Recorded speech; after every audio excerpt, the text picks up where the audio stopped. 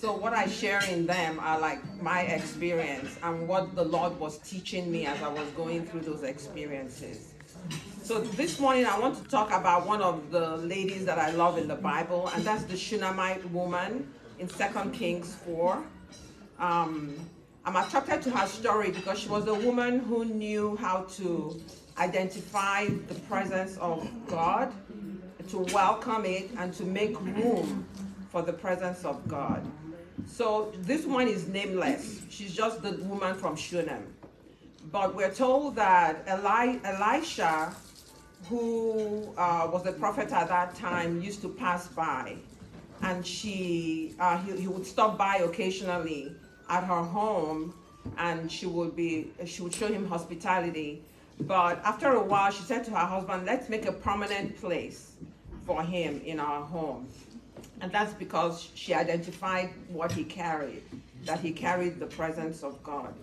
So you know that there's a difference between making room occasionally and then making a dwelling place for the presence of God. And that was what she did. She made a permanent place for that. So I don't know how many of you remember War Room. If you watched War Room, there's the place where at the end the old woman is selling her home, and the buyers come into her bedroom, and the guy walks into the closet, and then he starts backtracking. You know, he senses something in that room, and that's the lingering presence of the Lord, because that was her war room. That was the place where she kind of communicated with God. So Elisha wanted to bless this woman for what she had done and asked her what she needed. Now we learn later on that she needed a son. She was childless, but she didn't think to ask.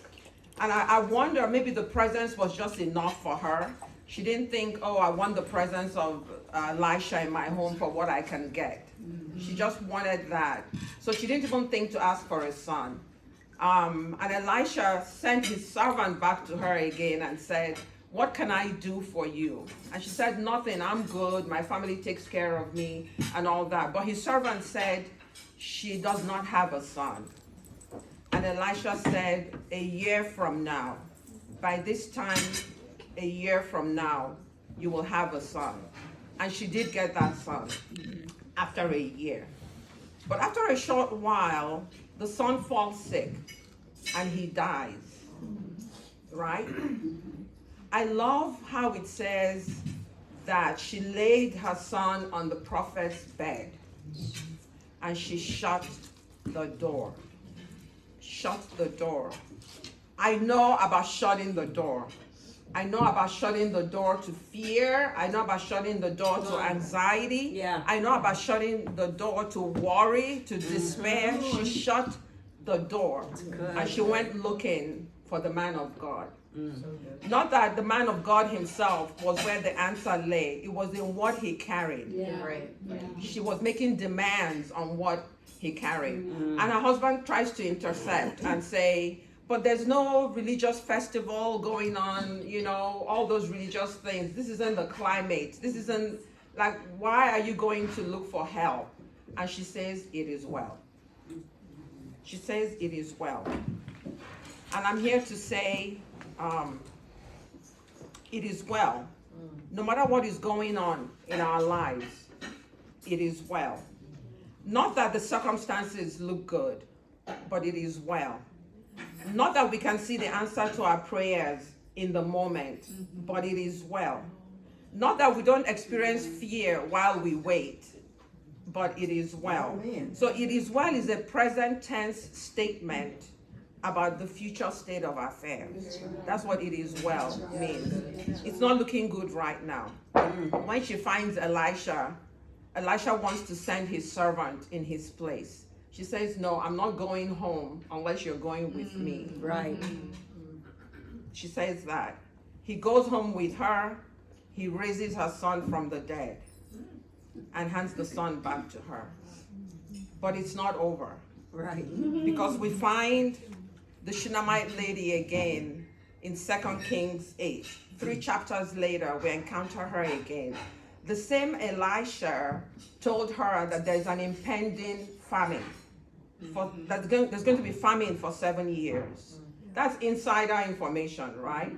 But she got insider information because she had made room for the prophet much earlier. She had developed that relationship. And I'm thinking to myself, when we host the presence of God, we get insider information about what's coming, right? The whispers, the Holy Spirit is whispering to you. He's cautioning you, he's revealing to you. And that was what happened. So he told her to move her family away because there's this impending famine, which is what she did. After 7 years were over, the woman returns. She's lost her home, she's lost her business, she's lost her crops, she's lost everything. So she goes to the king to appeal for those things to be returned to her. But guess who is with the king by the time she gets there? Elisha's servant. She walks in. Favor will cause conversations to happen about you when you are not there. So true. She walks in, and Gehazi, the servant, is telling the king the story about when Elisha raised this particular woman's son from the dead. That's the scene she walks into. And Elisha says, oh, here she is. Here's the woman I'm telling you about. And then the king says, tell me your story. Let me hear it in your own voice.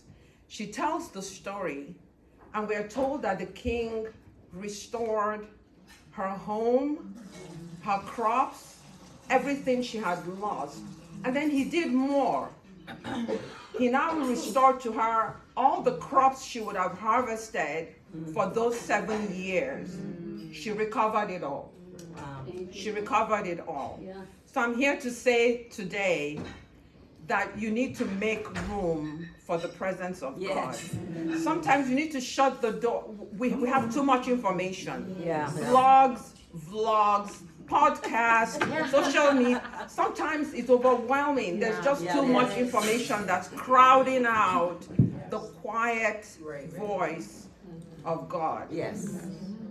My quiet place is my closet. I have 2 huge pillows. That's where I walk in and fall on my face each time. And I know that if I sit there and wait, it's only a matter of time. The presence of God shows up.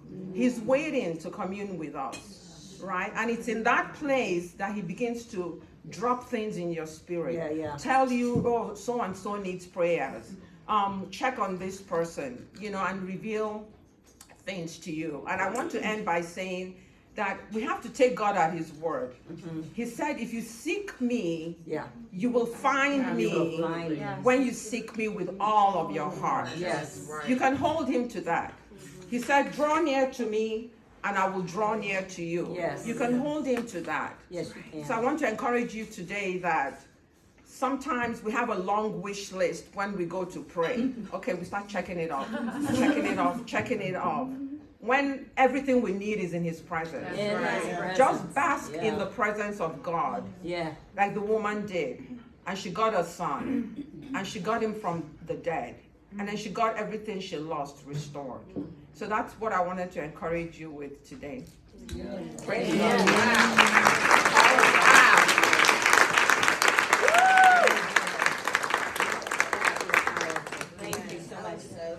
Now, don't let him take your plate if you're not done eating. If you did take it, go and get you another, but it's going to be open the whole time. Thank you.